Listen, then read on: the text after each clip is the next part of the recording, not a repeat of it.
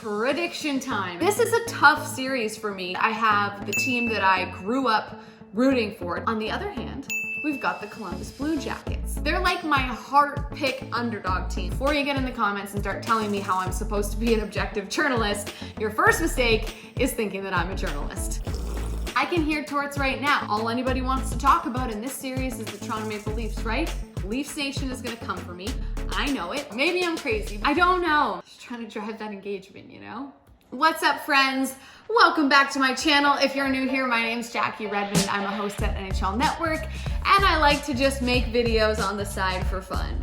We're super excited for hockey to hopefully come back, and today we're gonna talk about the Toronto Maple Leafs and the Columbus Blue Jackets. This is a tough series for me, and my question for this series is this. What's the over-under on the amount of times that John Tortorella, head coach of the Blue Jackets, will play the media or use the media to influence the minds that are playing the game on the ice? You know what I'm talking about. I can hear Torts right now. All anybody wants to talk about in this series is the Toronto Maple Leafs, right? They're gonna score the goals. They have all the superstars. They're the powerhouse. We're just the underdog Blue Jackets, right? Because based on what I've read in the media, there's only one team playing in this series. They're called the Toronto Maple Leafs. Couldn't tell you the name of the other team. Nobody talks about it. Any other questions? Good. See you never. Okay, but seriously, what's the over-under on how many times Tortorella tries to put something in the media that implies that the Blue Jackets are the underdog that nobody cares about? It's gonna happen at least 8 times. And you know what?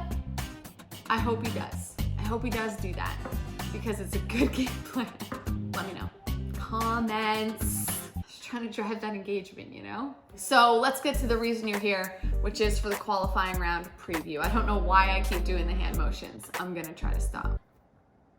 This is a tough series for me because on the one hand, I have the team that I grew up rooting for, diehard Leafs fan. My dad had me watching games when I was like 3 years old. I have suffered greatly as a result of my fandom for the Toronto Maple Leafs. On the other hand, we've got the Columbus Blue Jackets. I've been a quiet Blue Jackets supporter ever since they traded away Rick Nash, former London Knight, and everyone in the hockey universe decided that the Columbus Blue Jackets were a complete joke. And so I decided to start rooting for them. And it hasn't served me great, but there have been some good moments. They're like my heart pick underdog team, the team that I root for just because I'm just like, come on, kid, I want you to do well. I want people to respect you. So for me, this is gonna be a nerve-wracking series. And before you get in the comments and start telling me how I'm supposed to be an objective journalist, your first mistake is thinking that I'm a journalist. I'm just letting you know right now, when it comes to expectations for me, just set the bar low. They'll just be happier that way.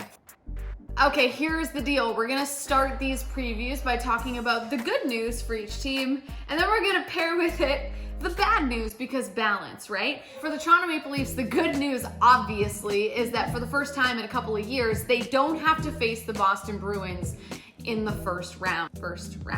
I know it's not the first round. Remember what I said, expectations low. It's a It's a play-in round, I get it. It's not technically the first round, not the regular season, but not the playoffs. It's a qualifying round. It's the first series, so whatever. They can't get eliminated by the Boston Bruins in the first round, but they can get eliminated by the Boston Bruins in the first round if they advance past the Blue Jackets. You're keeping up, right? The bad news is that they're gonna have to face a team that just last year eliminated one of the best regular season teams this game has ever seen in the Tampa Bay Lightning. You remember. And by eliminate, I mean swept. I don't think we talk enough about how the Columbus Blue Jackets not only defied the odds by beating the Bolts, they swept the Tampa Bay Lightning. That is ludicrous. I still can't believe that it happened, but it did, and that's what the Toronto Maple Leafs are up against this year, so good luck. But back to the good news, the Toronto Maple Leafs have one of the best offenses in the NHL. I mean, their skill offensively on paper is disgusting. They are so good when they are playing well. And the key part of that sentence is when they are playing well. Here's the thing, the Leafs are as bad defensively as they are good offensively. Did that make sense? Let me know in the comments. But when healthy, I'm sorry, the good news for the Blue Jackets is that they are a country mile better than the Leafs when it comes to their defensive game. It's not even close. They're not even in the same ballpark. I mean, nobody's in ballparks right now because baseball. Probably gonna get in trouble for that joke. Now, obviously, we can say this about every single team, but the really good news for the Columbus Blue Jackets is they are going to be healthy. We spent a lot of time this year talking about the Pittsburgh Penguins and how impressive it was that they were able to win games even though they had so many injuries. But the Blue Jackets are the team that in fact has the most man games lost to injury this year, and they're getting Seth Jones back. It's not just about the amount of injuries to your team, it's about the quality of, or the impact of those injuries. Seth Jones does not get nearly the attention that he would if he was playing in, let's say, a Toronto market. People in Columbus know what I'm talking about. They're getting back probably the most impactful player of all of the guys that are injured that are returning for this series in Seth Jones. He makes a bigger impact on the game for Columbus than any of the returning Leafs make on the game for Toronto. Does that make sense? So when you look at the good news and the bad news for both teams, they're just really different teams. One plays a defensive game, the other team plays a fast-paced, high-octane offensive type of game. So who's gonna win that battle in the end? I don't know. Okay, prediction time. Everybody loves predictions, even though none of us know what the hell we're talking about. But I digress. For me, this series doesn't come down to offense, it doesn't come down to defense, it doesn't even come down to goaltending. This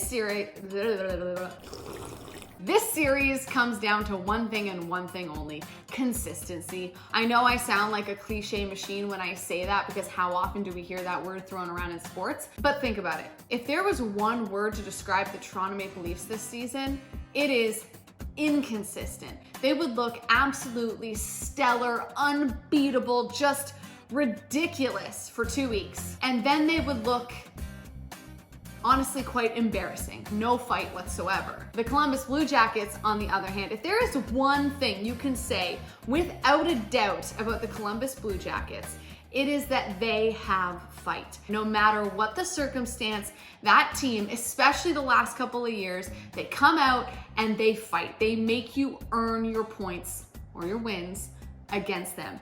Those are just facts. The Columbus Blue Jackets have a stronger foundation than the Toronto Maple Leafs. And what I mean by that is this. How do I describe it? It's like, okay, this is a super lame analogy, but it works. They're like that song Bones by Maren Morris. If the bones are good, the rest don't matter. That's the Columbus Blue Jackets, because if you look at them last season, it was a season full of turmoil. Everybody and their mother knew that Bobrovsky and Panarin were piecing out the second that the season was over. That was a done deal. Then they had a season where Bobrovsky's getting suspended. He's not seeing eye to eye with management. Things are awry. The trade deadline day is a shit show, but still props to Yarmo for getting all those players. But you bring all these new guys in, so much change, so much uncertainty, and then the Blue Jackets get into the first round and they eliminate one of the best regular season teams we've ever seen in the history of this game. And they do it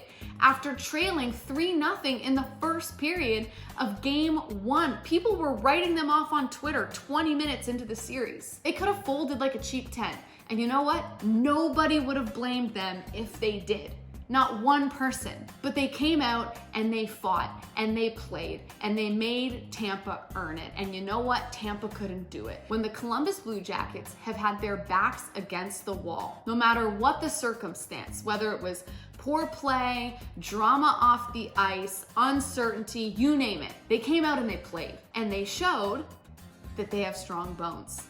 And if the bones are good, the rest don't matter. They have a very strong foundation that's not just gonna break or fall apart at the first sign of adversity. Compare that to the Toronto Maple Leafs, who have a lot more offensive talent than the Columbus Blue Jackets. Nobody is denying that.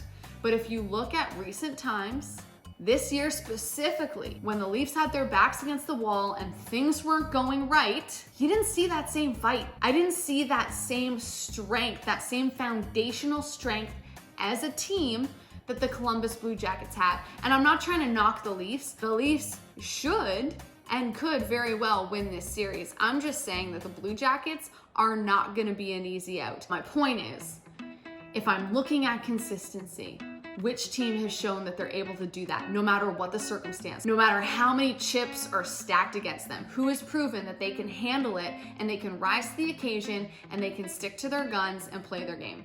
It's the Columbus Blue Jackets. You can't say that about the Toronto Maple Leafs yet. We will be able to say that one day, I hope. Maybe it's this year. But if I'm looking at it from that standpoint, I think the winner of this series is gonna be the team that can consistently play their game the most. And if I'm gonna base my choice on what I've seen, it's gotta be the Columbus Blue Jackets. That's not gonna be a popular pick in the comments. Leafs Nation is gonna come for me. I know it. But here's what you don't realize. It's a win-win situation for me. If the Leafs lose, I look pretty smart. If the Leafs win, I'm a Leafs fan, so like, yay, my team won. So like, I can't lose in this situation, is what I'm saying. I'm gonna take the Blue Jackets in 5. I don't know. Maybe I'm crazy. I don't know. It's a win-win for me. All right, that does it for this edition of my qualifying round series previews. Let me know in the comments who you think is going to win this series, in how many games. Did my Marin Morris analogy make sense? And give me your over-under predictions as well on the Torts underdog comments, because I just want to know if I'm alone on that island. Thank you guys so much for watching. I hope you enjoyed this video. If you did, I would really appreciate it if you gave it a thumbs up. And if you haven't subscribed yet, I would be forever grateful. Thank you guys for watching. We'll see you next time. Bye. I'm out. See ya. Bye. See you later. I think we're done here. The team that can adapt the best and the fastest will win this series. How's that for a generic prediction?